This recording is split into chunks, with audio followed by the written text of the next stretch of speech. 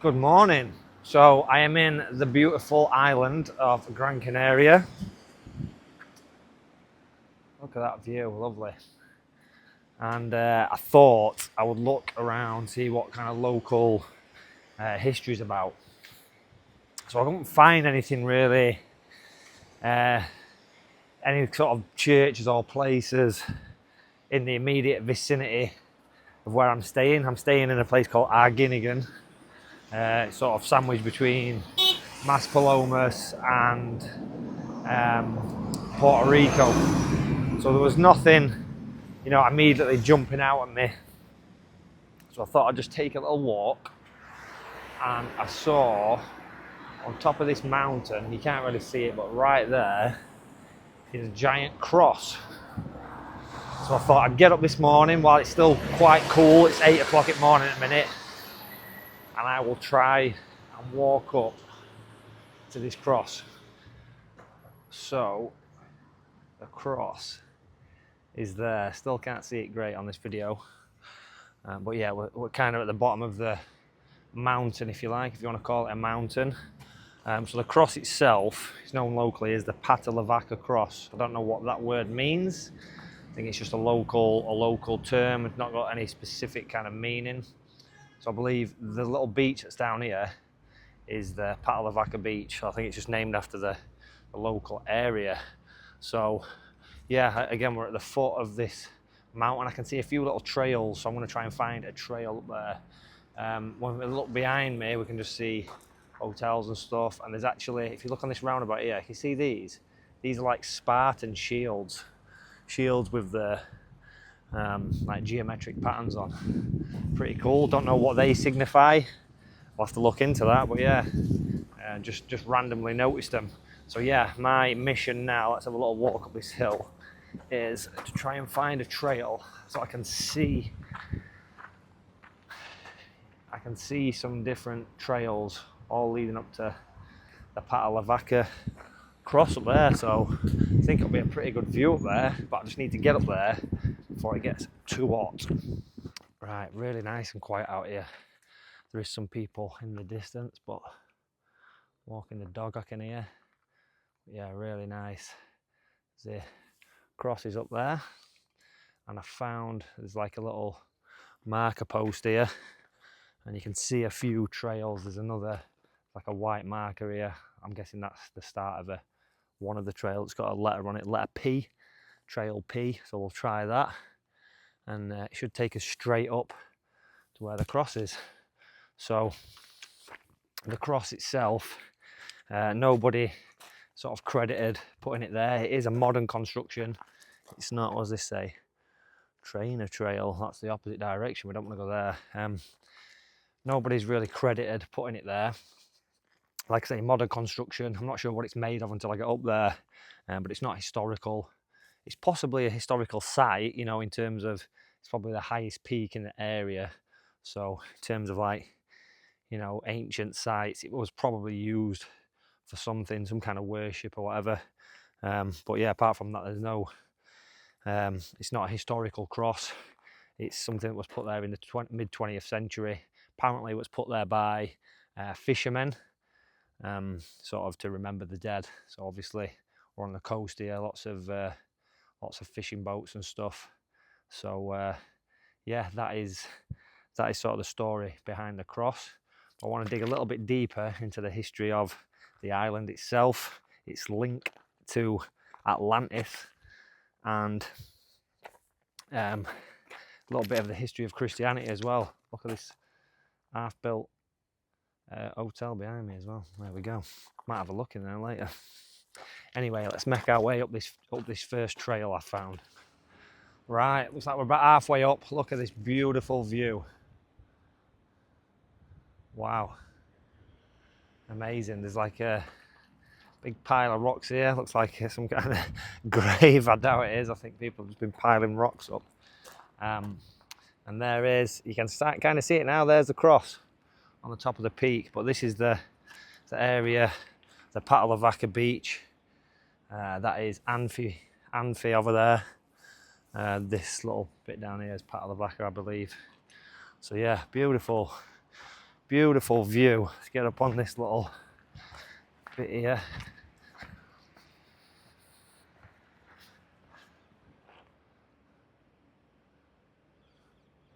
Starting to sweat now. The sun is coming out, so I need to get up there a bit quicker. But yeah, the indigenous people of Gran Canaria were called the Guanches. The Guanches, and there's still people around today who sort of claim descent from the original indigenous people, and they tend to have light skin or lighter skin. Obviously they live in the sun, so they've got a bit of a tan, but they've got those European features of blue eyes and blonde hair.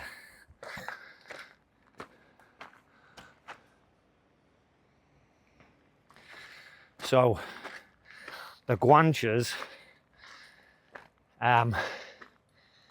they descend from another group of people called the Berbers, also known as the Amazigh people.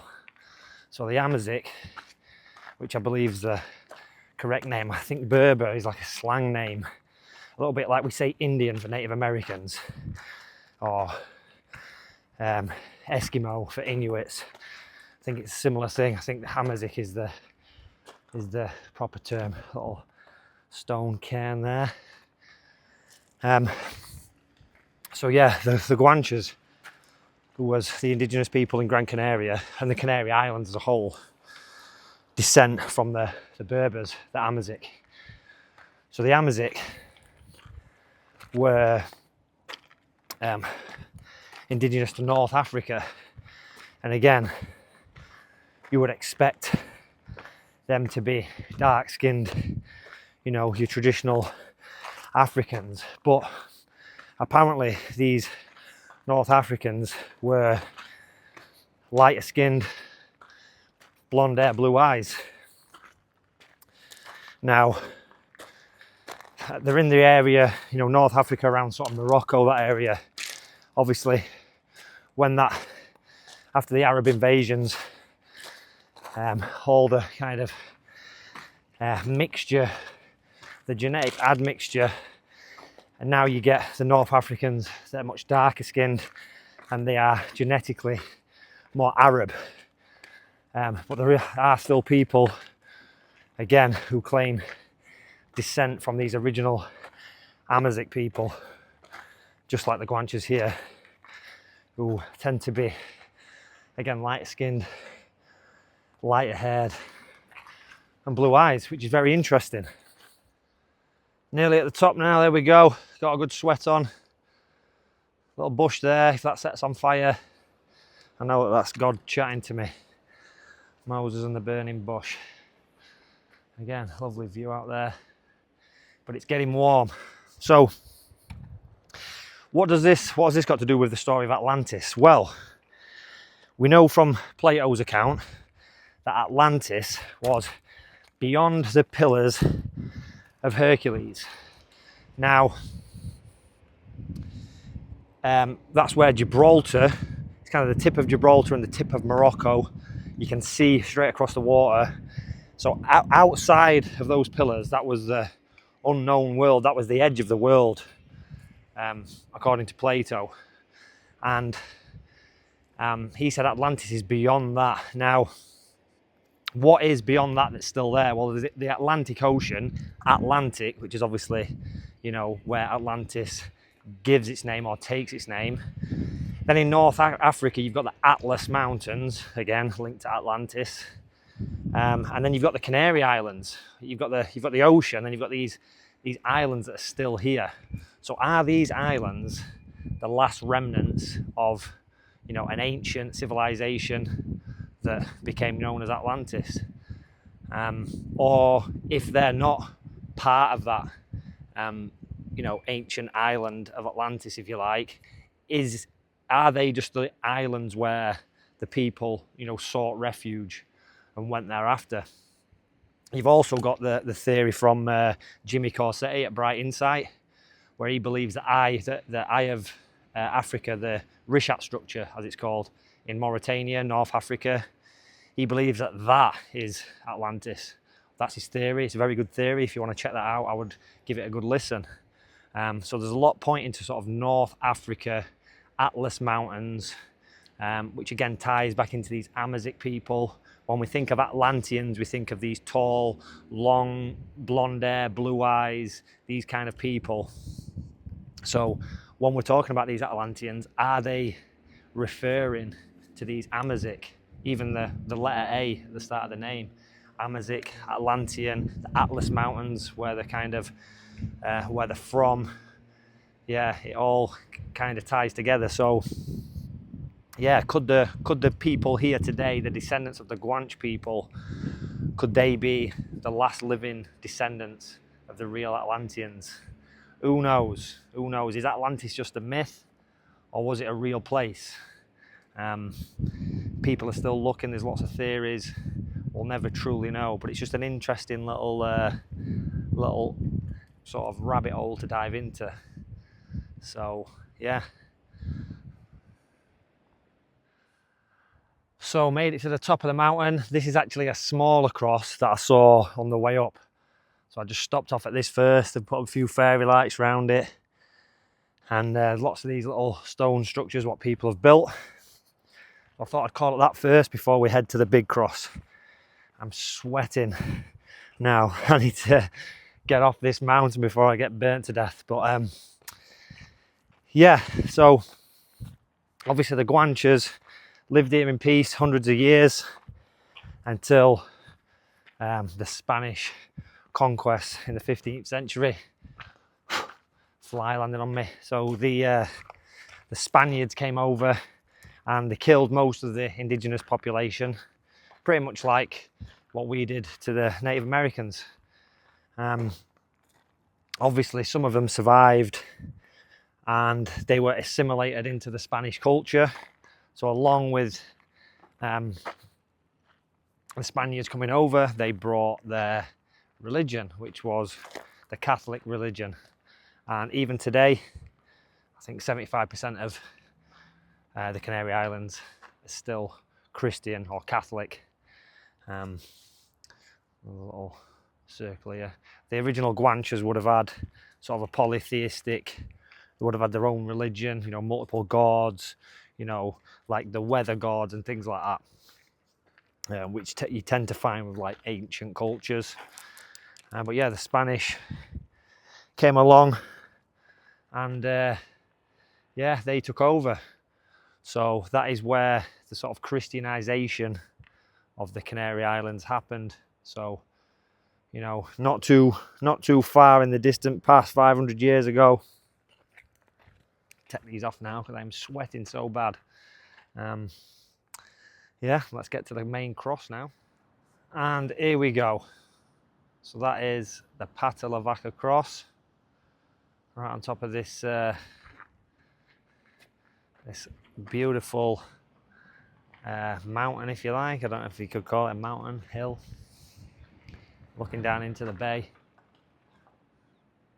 So the cross itself, it's made out of bits of metal. Like I say, it's not a historical cross or anything like that.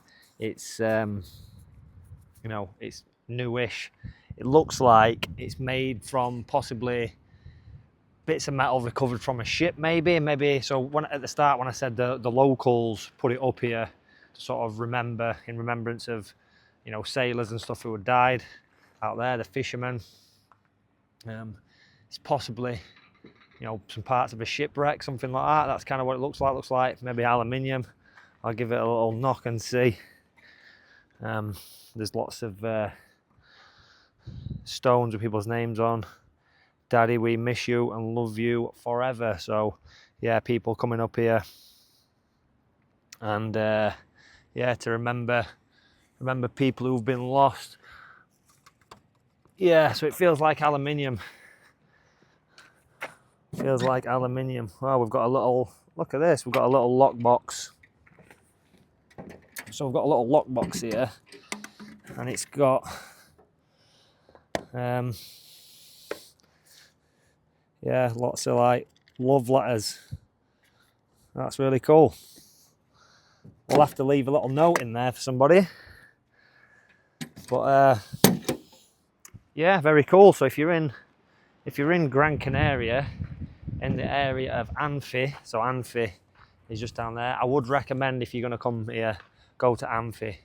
Puerto Rico's a bit, you get blagged a lot. Amphi's nice. Where we are is a little bit quiet, so we've got to kind of walk round here, and that's where I saw this cross up on the hill. So thought I would make my way up. But yeah, that's it for today. I just thought I'd give you a little bit of history on sort of Christianity in Gran Canaria. So yeah, like I say, it was the Spanish that brought it over, and then who knows about Atlantis? You know, is it a real place? Is it just myth and legend? Who knows? But yeah, nice to have a think on it. So I will leave you with this beautiful view. If you like these kind of videos, if you're into the history stuff, make sure you check out my channel and subscribe, The History Hitman. Follow me on socials, and I will see you next time.